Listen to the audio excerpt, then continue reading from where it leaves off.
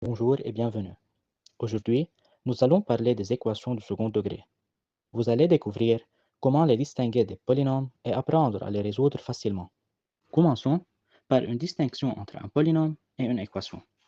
Un polynôme du second degré est simplement une expression algébrique de la forme ax au carré plus bx plus c, avec a différent de 0. Et les coefficients a, b et c peuvent être des nombres ou des paramètres. Par exemple, p de x égale à 2x au carré moins 3x plus 5. C'est un polynôme où les coefficients sont des nombres. Un autre exemple, q de x égale à 1 plus 1x au carré plus 3x moins m. C'est un polynôme à coefficients paramétriques. Cependant, une équation du second degré est un polynôme égal à 0. Elle prend la forme ax au carré plus bx plus c égale à 0 avec a différent de 0. Par exemple, 2x au carré moins 3x plus 5 égale à 0. Un autre exemple, mx au carré moins mx plus 1 égale à 0. Toute valeur de x qui vérifie l'équation est appelée une solution ou une racine de cette équation. Par exemple, si l'on considère l'équation x au carré moins 4x plus 3 égale à 0, on peut vérifier que x égale à 3 est une solution, car en remplaçant x par 3, on obtient 3 au carré moins 4 fois 3 plus 3 égale à 9 moins 12 plus 3 égale à 0. Attention, chercher les racines de ax au carré plus bx plus c revient à résoudre l'équation ax au carré plus bx plus c égale à 0. Maintenant, pour résoudre une équation de second degré ax au carré plus bx plus c égale à 0 dans R, nous devons calculer le discriminant noté delta, qui est donné par la formule suivante. Delta égale à b au carré moins 4ac. Si delta est plus petit que 0, l'équation n'a pas de racine réelle. Dans le cas où delta égale à 0, l'équation admet une racine double. x1 égale à x2 égale à moins b sur 2a. Et si delta est plus grand que 0, l'équation admet deux racines réelles distinctes. La première racine est x1 égale à moins b moins racine de delta sur 2a et l'autre racine égale à moins b plus racine de delta sur 2a. Voyons maintenant quelques exemples pour mieux comprendre.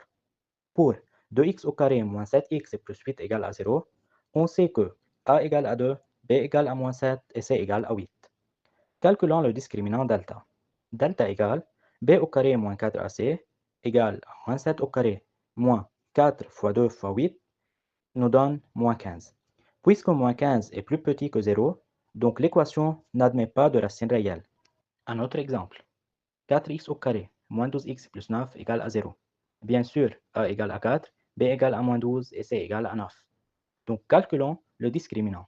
Delta égale à b au carré moins 4ac égale à moins 12 au carré moins 4 fois 4 fois 9 égale à 144 moins 144, donc égale à 0. Puisque delta égale à 0, donc l'équation admet une racine double. x1 égale à x2 égale à moins b sur 2a, donc égale à 12 sur 2 fois 4 égale 12 sur 8 égale 3 demi. Et maintenant, pour résoudre 3x au carré moins 4x plus 1 égale à 0, de même, il faut premièrement trouver delta. Delta égale à b au carré moins 4ac, égale à moins 4 au carré moins 4 fois 3 fois 1, donc nous donne 4, qui est positive.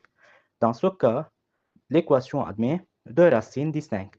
La première racine est x1 égale à moins b moins racine de delta sur 2a, donc par calcul, nous donne un tiers. Et x2 égale à moins b plus racine de delta sur 2a, donc qui est égal à 1. Ces exemples montrent les différentes situations possibles selon la valeur de delta. Avant de conclure, abordons deux cas particuliers qui peuvent vous aider à résoudre rapidement certaines équations sans même calculer le discriminant. Si a plus b plus c égale à 0, alors les solutions sont x1 égale à 1 et x2 égale à c sur a. Par exemple, considérons l'équation x au carré moins 4x plus 3 égale à 0.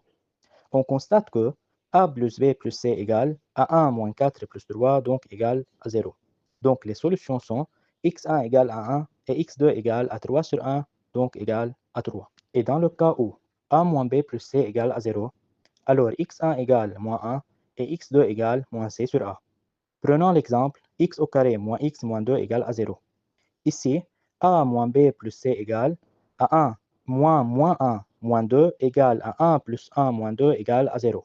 Donc, les solutions sont x1 égale moins 1 et x2 égale moins Moins 2 sur 1 donc égale à plus 2.